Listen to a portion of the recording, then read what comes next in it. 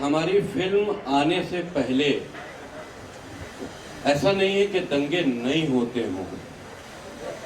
दंगे फसाद तो जब कट्टरता या किसी तरह का कोई क्लैश होगा तो दंगे फसाद होते हैं, लेकिन हमने फिल्म में बैलेंस रखा है। फिल्म में हमने असलियत भी दिखाई है और कम्युनिटी को बैलेंस भी रखा है, लेकिन बोल्डली दिखाना।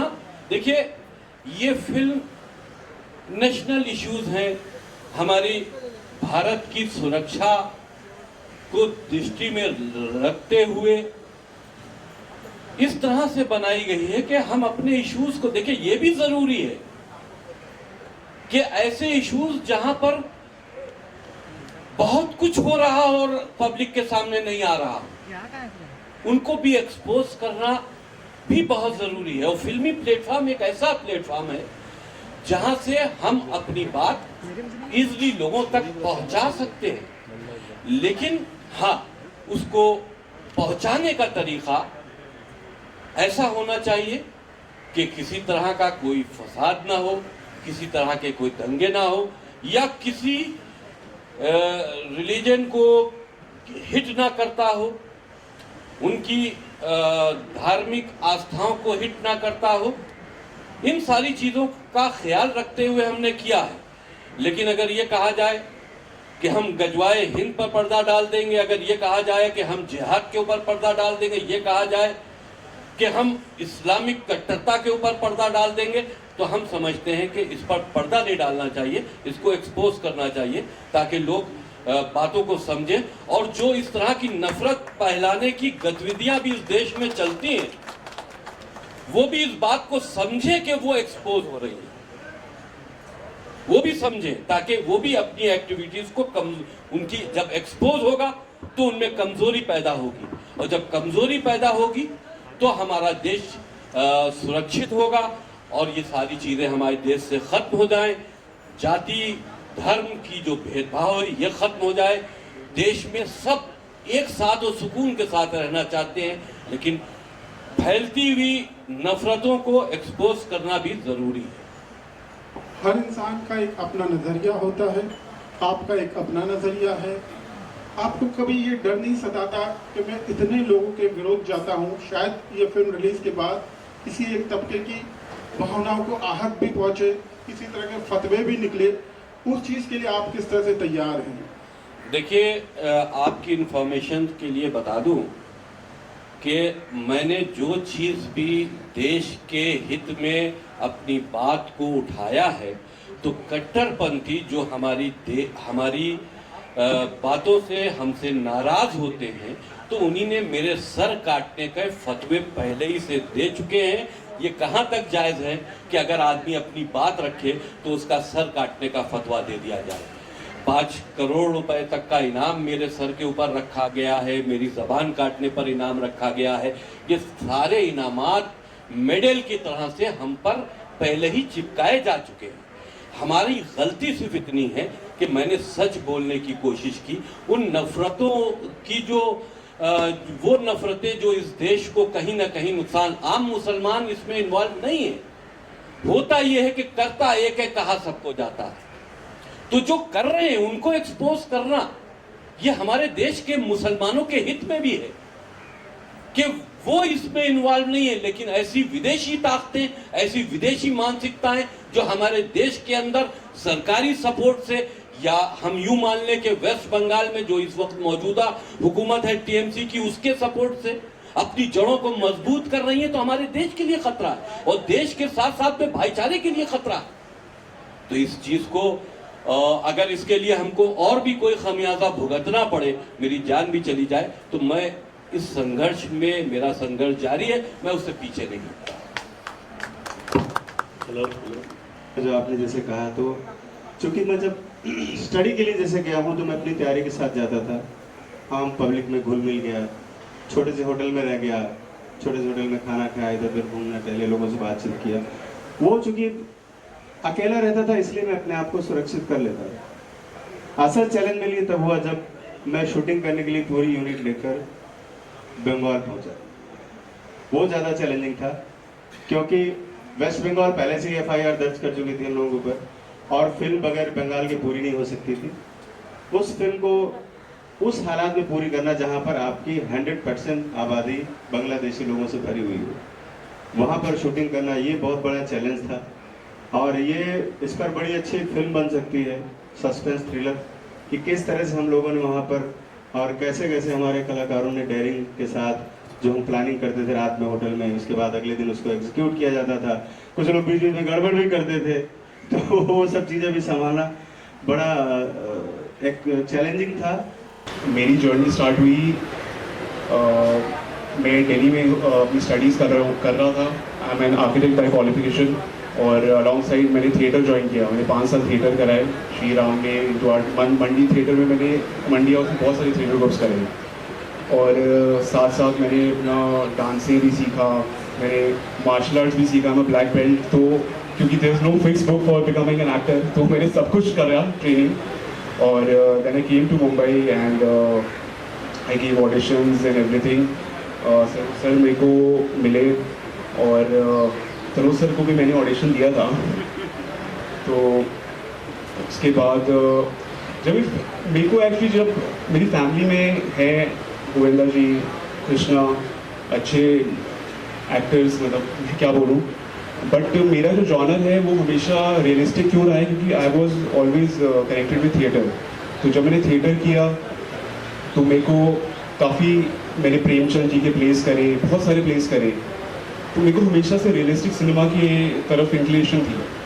तो ये फिल्म मेरी डेब्यू फिल्म है और एज पर माई लाइकिंग, तो I guess definitely I opted and said definitely I do this film. क्या बात है याजुर, बहुत बेहतरीन जर्नी तुम्हारी रही है और बकायदा ऑडिशन देके आए हो। सनोज जी के मामले में मान सकता हूँ कि वो कॉम्प्रोमाइज़ नहीं करेंगे, उनको ऑडिशन चाहिए, लुक फिट चाहिए, तो वही आप इस किरदार में आएंगे।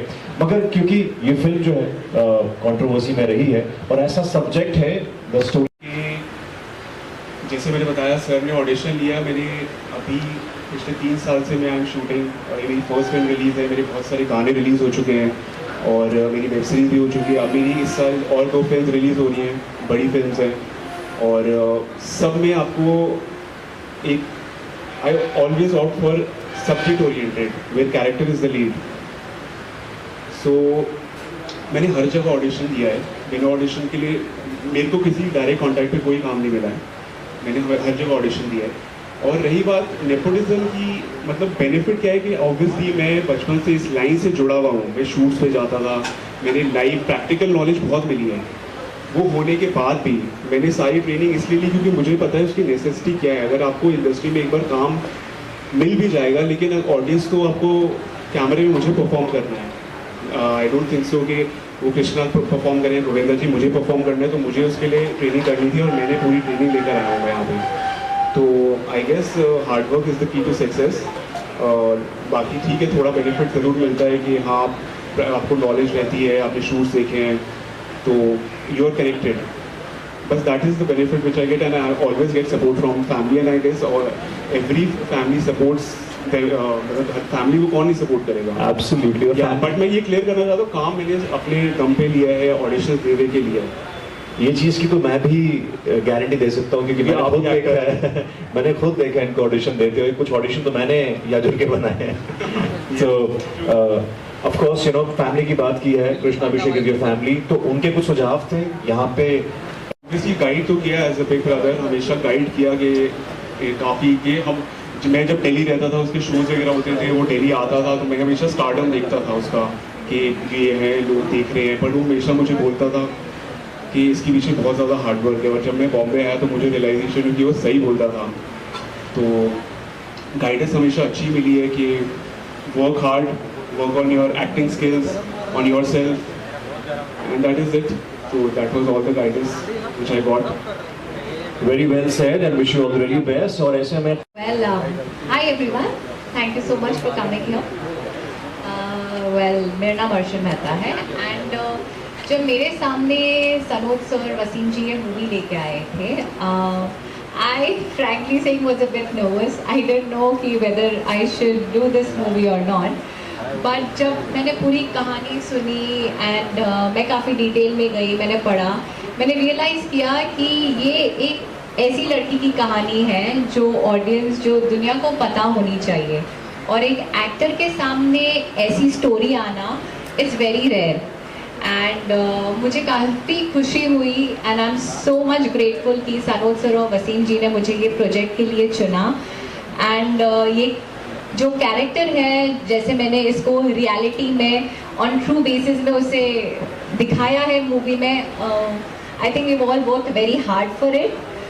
सो आई एम वेरी ग्लैड कि मेरे सामने ये मूवी आई। मैंने काफ़ी प्रोजेक्ट्स किए हैं, पर ऐसा कैरेक्टर मिलना बहुत मुश्किल होता है एक एक्टर के लिए, आना भी और करना भी।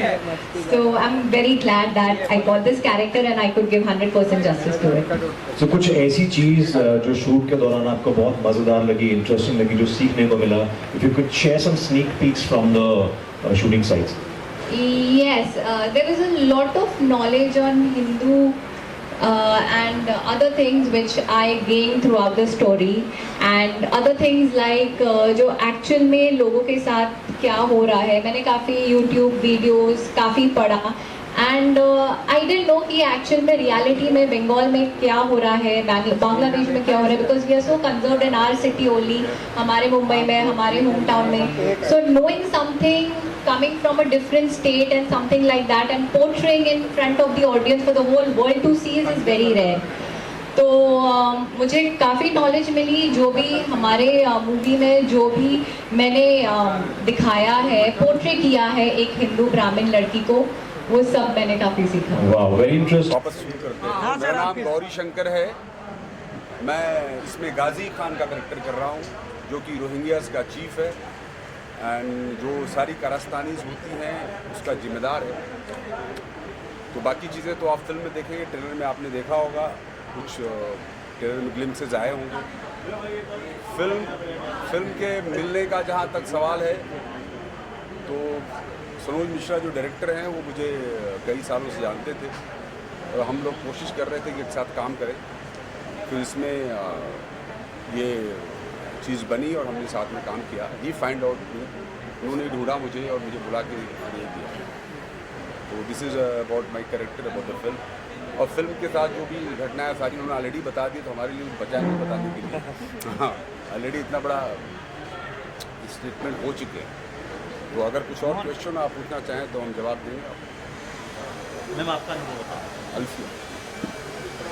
मेरा नाम अल्फिया शेख है, मैं बॉम्बे से ही हूँ, और इस फिल्म में मेरा कैरेक्टर नेम है रोज़ा। मैं एक रोज़ा का कैरेक्टर प्ले कर रही हूँ, और ये कैरेक्टर बहुत ही अमेजिंग है। मतलब अमेजिंग इन द सेंस कि ये जो रोज़ा का कैरेक्टर है, जो लड़की है, she is a Muslim character, और